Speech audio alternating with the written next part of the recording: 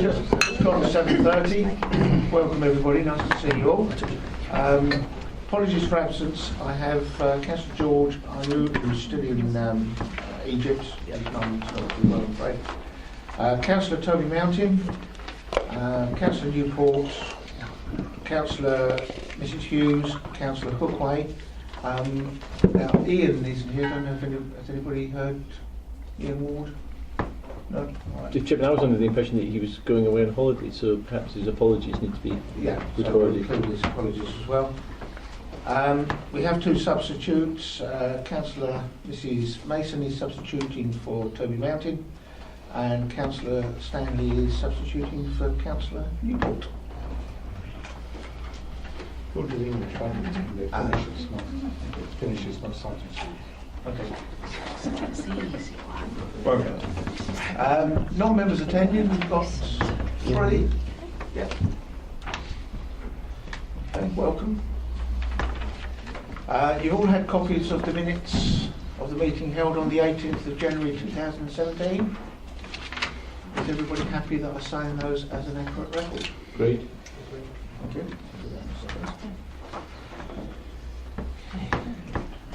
Declarations of interest. Okay. If anything comes up during the course of the meeting, please let us know. First item on the agenda is the report from Green Gateways Trading GM Limited. Receive a progress report from the directors of Green Gateway Trading GM Limited. Chairman, just before we hand over to Dawn as direct chairman of Green Gateway GM Trading, just like to say a few words on behalf of the group, if you like. Probably with my officer hat on, rather than as a director. I just wanted to highlight some of the key successes here, just to put things into perspective. It has been a success story, Chairman, thus far, and hopefully in the future. The project was set up with the assistance of members and officers around the table, especially Marcus and others. It was delivered under budget, on time, which is great. We did the whole thing, set up the group and the GM company in less than 6 months, where some councils can take 2 or 3 years. The company is now fully operational and doing very well. Some of those successes will, no doubt, Dawn and others will cover. The company is in profit already. It's forecasted to be in profit, next financial year, all being well. It drew down 25k of the 50k loan facility available from the council, and it's on track for paying off most of that loan, depending on what the directors decide to do, which is also very good, given that the council's loaned it the money. It's going to meet its targets of 109,000 of savings and recharges over the previous contract, and recharges for officer time, which goes back into the council coffers. It's already won business from various parish councils, which Adam and Dawn may go into more detail on, which is excellent, given the company's only been running for since December, 3 months. And we're and the company should be in a position to pay a dividend back to the council and its shareholders, which Rob may mention later on. Indeed, it may be able to go further than that and reinvest back into the company. So a success story all round. Just wanted to highlight some key points so that wasn't lost in translation. And that's down, the continued success now, I think, is down to Dawn, Matt and Adam, who are the directors of the company, who are running the show really professionally, and making sure it's providing a good service and is profitable. I just wanted to mention those points before handing over to Dawn. Thank you. Thank you, Nick. Thanks very much for that. And I am very pleased to actually be presenting the first Directors' report to the Investment Board and its shareholders. I'm just going to run through some of the activities since the formation of the company, some of the priority areas as we were forming that company. We're up to full recruitment of staff, and we've recruited a supervisor who has proved to be particularly good for us, in motivating the staff that we have, that we've recruited, and has built a really reliable team for us, and so far it's worked out really well. Our priority area was around training of staff. We did some in-house training with the council's health and safety officer, and we've done some industry appropriate training as well for staff. And that in itself, for the guys out there, was really important to them as well, that they had the full training, and it was really appreciated from them. The company branding and the logos also were important, because the staff then felt a sense of belonging to the company. It's a new company. You know, we recruited some from the previous ISS, and they obviously were coming in, they didn't know us. And again, the branding actually was very important. And so the logo that we now have is really important to them. And I don't know if you've seen, but they have been going round now with the bright yellow with the logos on the back. Looks quite striking. We did review of risk assessments. We did a lot of work around policies for the staff. And so we really did put a lot of time and resource into them to begin with. We thought that was really important. We've adopted some of Rochford District Council's policies as well, certainly around the safeguarding policy. And we also, our company secretary arranges for us regular board meetings, and I think we probably had at least 4 of those, and regular, you know, so they're very formal board meetings, which is what the company secretary needs for us to have, and again, their decision-making meetings with the directors. Some of the company successes, and we are a fledgling company, and you know, we have limited resource, but Adam actually has done an excellent job in the tenders around the parish councils tendering. He's put those in for us, but also having to be aware about machinery that we have, and actually where we can stretch those resources out. We've got a couple of smaller other projects as well that are one-offs that we've been successful in getting, which has also helped. This resulted in very positive coverage through the press, and you've probably seen I've been on a tractor mower, and we've had a series of pictures around the district which have been really good, and we've had some positive feedback around that. I think for us, for the future, for the company, for the strategy and what we're going to look at, we're now coming into the busiest time through March and September, and what we really want to do is to focus on delivering the contracts now with the resource we have, and making sure that the standard and the quality of work that we produce is of a good high quality. As I say, we have now a number of parish councils that we're also going to do the work for, and what we need to then understand is what that route looks like. The supervisor has been walking those routes. We've been out with them as well when they've been doing some of the training. But now it is about delivering a high quality service, and we want to build a good reputation, and also we want the branding to be really strong out in the district, and that will assist us also looking elsewhere further into the year. Once we've had a full year, we'll then be understanding where there may be issues, we may need to look at issues, but also we need to meet the expectations of all of these contracts. So from October, really, following the busy period, we're going to be looking, and the director will be looking to begin to assess the year, both operationally and financially, to make sure that we're still in a really healthy position that we're in now. And we will be looking at forming what that business case looks like and forming the strategy for the future for the business. But we feel we need to have a full year first to completely get through the council's contract, because that's our big contract. In summary then, really, the company has done really well, and we're really pleased to have been part of that.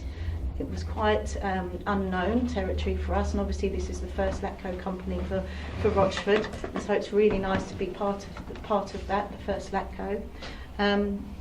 Financially, I'll pass over to Rob, and he'll be able to go through the figures as well for you. So if there's any other questions, are there any questions? Any questions at all?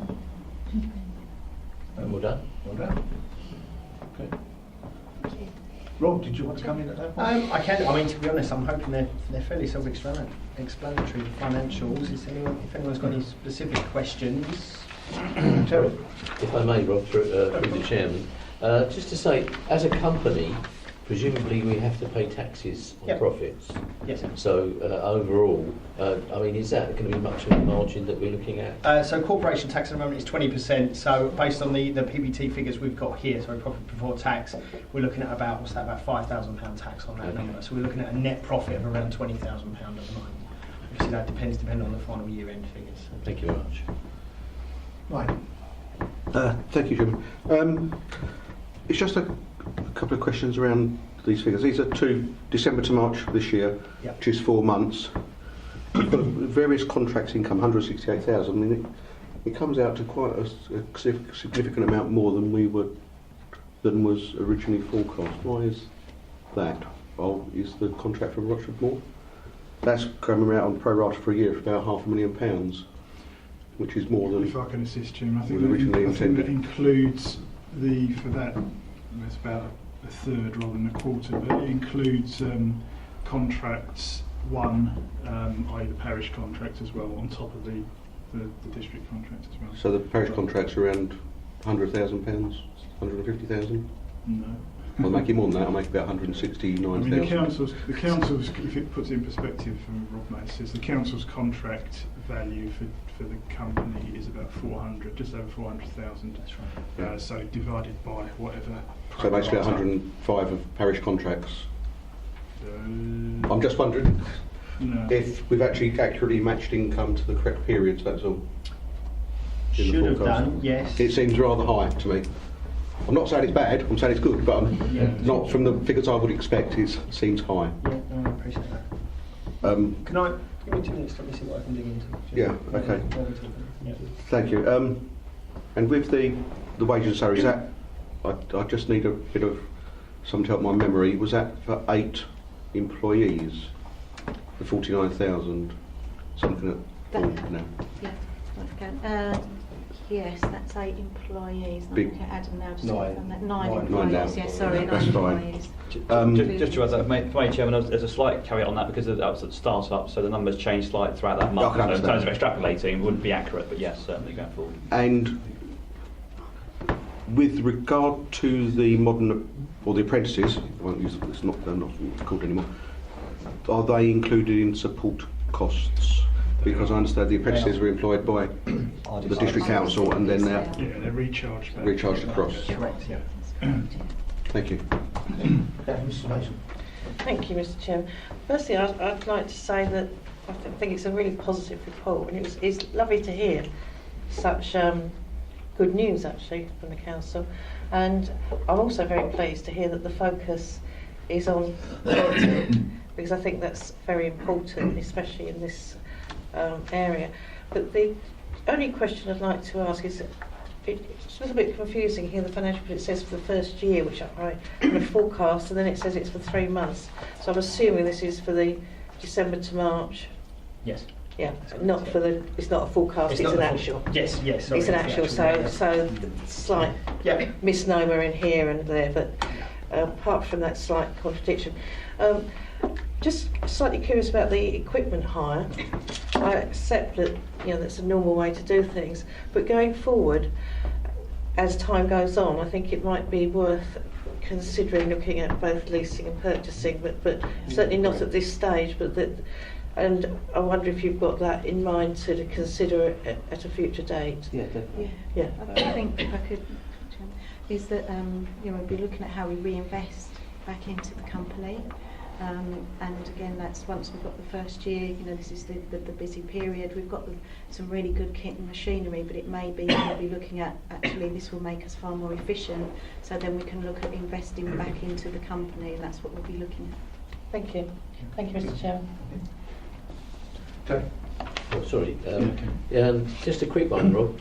As far as tools and things like equipment, expenditure, if you like, on equipment, do we, as far as accounting principles, is it just a full write-off at purchase? Yes. Is that the way we do it? Yeah, there's nothing. Right, okay. There's Was nothing there- big enough that we would depreciate, and even still we hire them anyway. So That's it's, fine. yeah. The only reason I ask that is because clearly that tools and equipment that you've bought, you haven't had to buy again. No. So, you know, from like this quarter on, Yep. that's something that you won't see again for those particular. I mean, there may be other things that you need to buy into the future. So, from my point of view, that's a positive, if you like, as far as future reports coming along.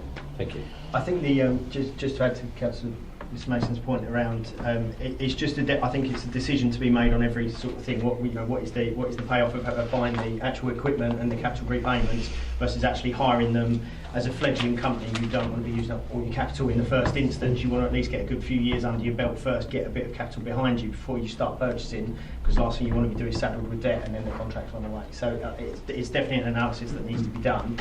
But I would be erring on the caution of going for hiring for the first few years at least. Get ourselves established in the market and then start thinking about it. But it depends what happens, I suppose. Yeah, I quite agree, Mr. Chairman. I was just concerned that sometimes when hiring becomes a norm, you forget to look at the alternatives. Oh, yeah. And that was the situation that I wanted to flag up. It should be always at the back of someone's mind, if not at the forefront. Is it possible that in the future the company could look at helping private individuals, like with hedge trimming and such like? Again, it's a form of income. Yeah, it's definitely something we'd want to look at. I think as Dawn mentioned, our key focus at the moment is on the quality of the contracts that we've already got. But probably looking forward to next year, it's definitely something we'd take into consideration. Yeah. Might be something worth advertising then, so residents are aware. Yeah. Thank you. Right. Sorry, just can I come back on? Sorry. No. I'm just back to really, I didn't know. Just some technicalities. On page, and I'll just look these up actually. Page 6.1, we've got a little bit of letter heading here, and we've got Green Gateway Trading Limited Grounds Maintenance. I think we're getting very confused over what the name of the company is now. Because you've got Green Gateway Trading Limited Grounds Maintenance, and you've got a company number which is not the right. You've got there are two companies. We've got Green Gateway Trading Limited and Green Gateway Trading GM Limited in brackets. And this should be Green Gateway Trading GM Limited, and that's the correct number for that company, and that's what we're talking about.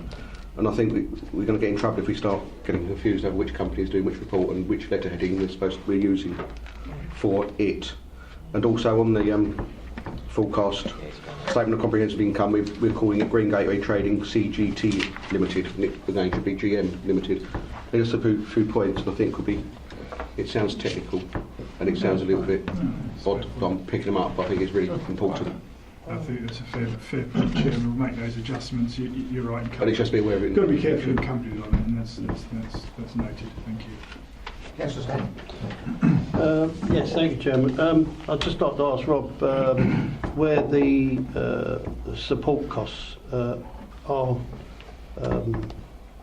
obtained, or what we've got there as support costs, how that's worked out, and with the tools and equipment. Just a second question: Do we actually own the small tools, and it's only the larger hire of equipment that we're doing? Is that right? Yeah. That's owned. That's hired. Yeah. That's right. Yep. But with respect to the recharge, so what we've got in the recharges is, so I've got a business case in front of me, so we've got in there the premises costs, we've got the management costs for RDC running, we've got finance and audit, we've got HR, and also within there is the modern apprentices. If you add that up across the entire piece, it works out as a 19% overhead. Bearing in mind, a big chunk of that, 6% of that, is modern apprentices. Bring that back down, you're now running at about 13% overhead support services, which, in my opinion, is not that bad, to be honest at all. So, yeah, it's all in line with what we're expecting. So. Thank you. Okay. Any other questions? Oh, A question for Rob, through Chair, if I may. Rob, the loan interest, Yes. that's for the 4 months, is it? Or 5 months, something like that? Should be, yes. And is that payable to RDC? Yes. And what rate is that at? 14%. 14? We had to give a market rate, so you've got a fledgling company. It's a good Fledgling company that's, impact. So It's always going to be argued. Chairman, just to add to that, yeah, Rob's right. When looking at these things, setting up a council entity, we'll be very careful not to breach state aid rules and subsidise the company by offering it cheap rates. So we have to be seen to be paying almost more than market rate, especially as there's no security or anything like that at this stage of the fledgling company. So 14 sounds a bit sort of longer.com rates, but it's actually a realistic figure drawn from the right tables. Yeah. Thank you very much. I trust it hasn't got to be paid back within a month. Or we send around the heavies, yeah, absolutely. Please. I noticed a wages and salaries figure there, but there's no mention of pensions. Are we obliged to provide a pension? Yes, and it's all within those figures. So, yeah, we class that as inside. Yeah. But just to confirm, it's not local authority pension. It's the Nest pension, which is a private entity. The only question I had was with regards to tools and equipment, particularly the larger equipment. Have you budgeted for maintenance as ongoing? Maintenance is included in the service contracts. All right, so it's not an not extra cost to us in terms of maintenance. It's all included. That's great. Well, I Chair. think it's excellent. May I just come back on Yes, sir. Councillor White's point? So it's the numbers are correct. They are all accounted for in the right period, but it's because we have to pay VAT. The VAT comes back afterwards. So You've prepared a profit loss account with VAT in? we have at that point, yes. Because we have to. It's awful, sorry. Okay. That's really bad practice, in my opinion. Okay, but we do have different practices in. I know, but this is a private limited company which should adhere to the practices I know, and it shouldn't account for VAT at all within the figures. At all. Because you've got VAT in the top line, some of the ones in the bottom may have VAT and others may not. Okay. And it's just really distorting the profit, and you're actually giving us an overstated profit. I'll take the point. The profit is overstated. Yeah, but it's because also we have to consider this as a local authority trading company where we don't pay VAT, so therefore there is an element of it. I appreciate we should strip it out, and I'll take that away. So. Any other questions? Jim, just on that very point, does that actually give us an advantage then?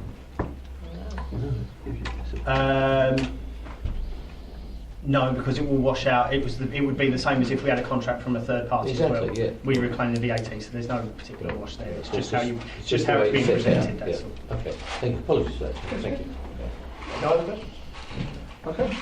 Well, thank you very much. I think it's excellent for the first report. Onwards and upwards, I think. Thank you very much indeed. I think you wanted to disappear at that point. Yes, we have our director's hat on. I'm very disappointed. Well done. Thank you, guys. Well done. Thank you. Well done. Yes, excellent.